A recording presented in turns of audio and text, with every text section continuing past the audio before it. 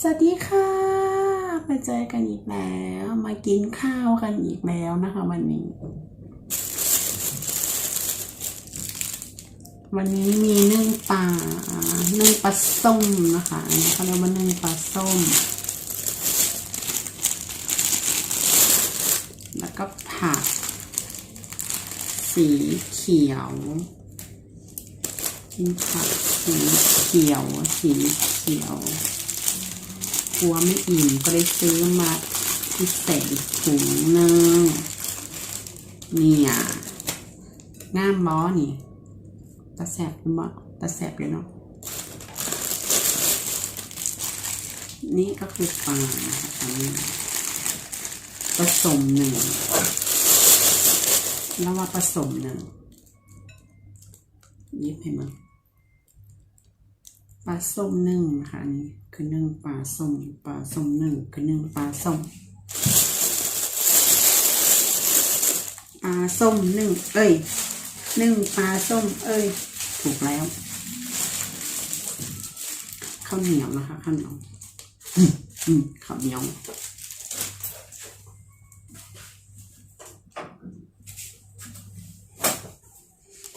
แล้วก็แกก็ให้น้ำจิ้มมาด้วยนะคะจะมาใส่พริกเจียวนะคะ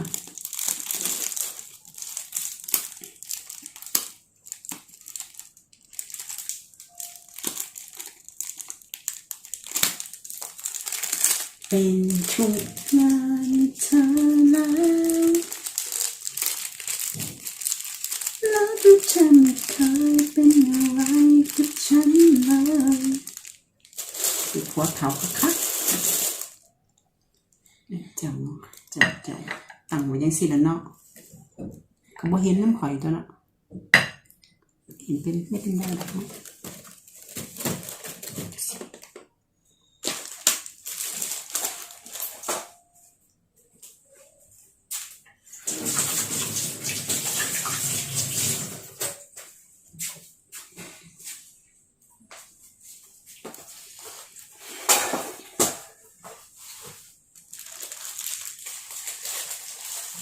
แต่ข้างงามทำไมไม่หนูงามจังเลยลูกหย่องจะคล้องเนาะ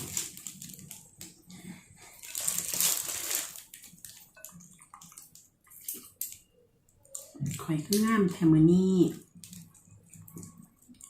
เขาเอิ้นผักยังไงฮะ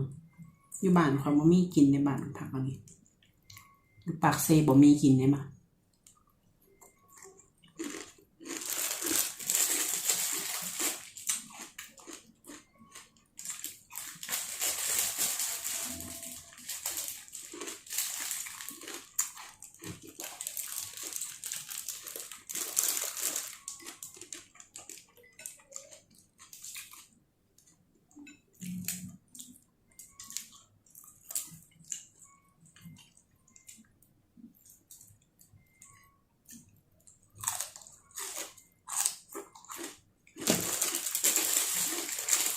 กินข้าวกันนะบัดจ้า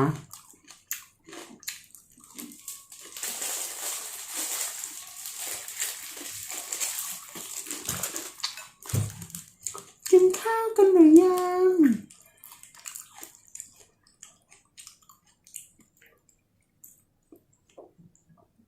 มากินข้าวนำกันเด้อมากินข้าวนำกันเด้อ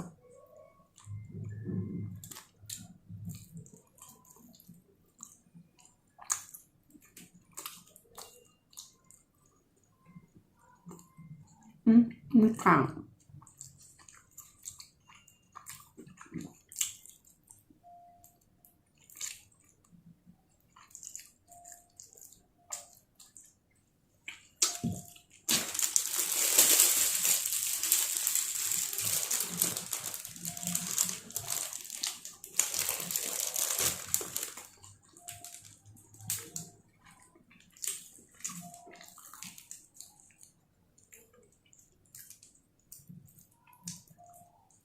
กินผักสีเขียว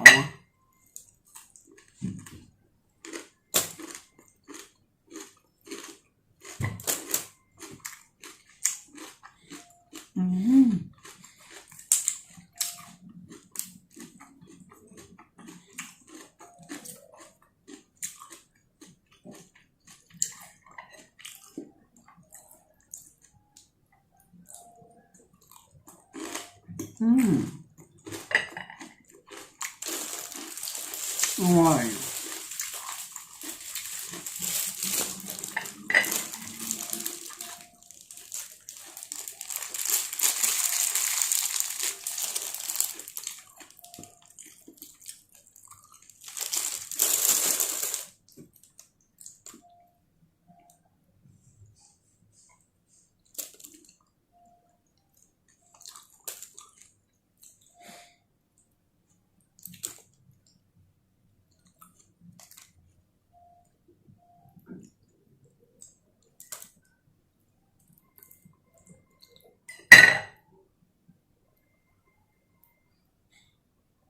ร้ายได้ไหม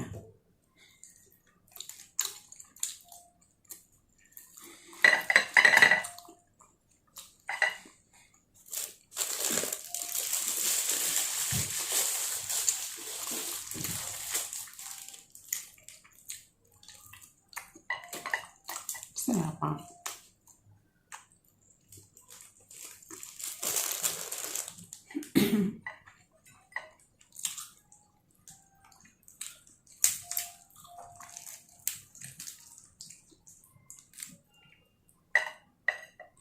คุย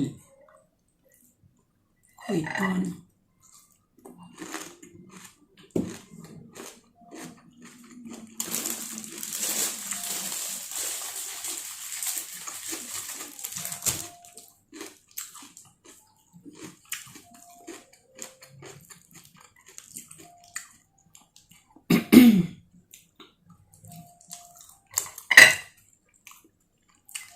นี่ดูอีแม่บนด่วนคืองามนะฮะเป็นทุกแม่บนด่วนสวยจังมัน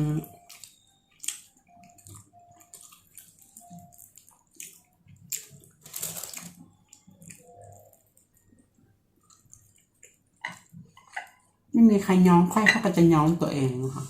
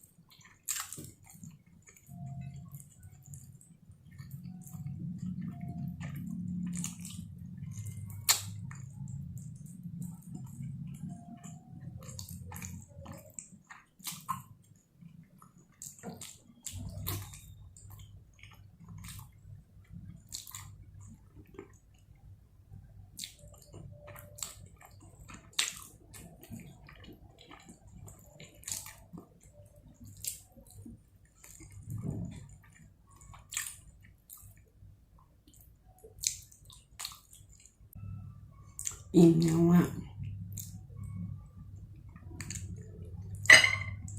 บ๊ายบายค่ะ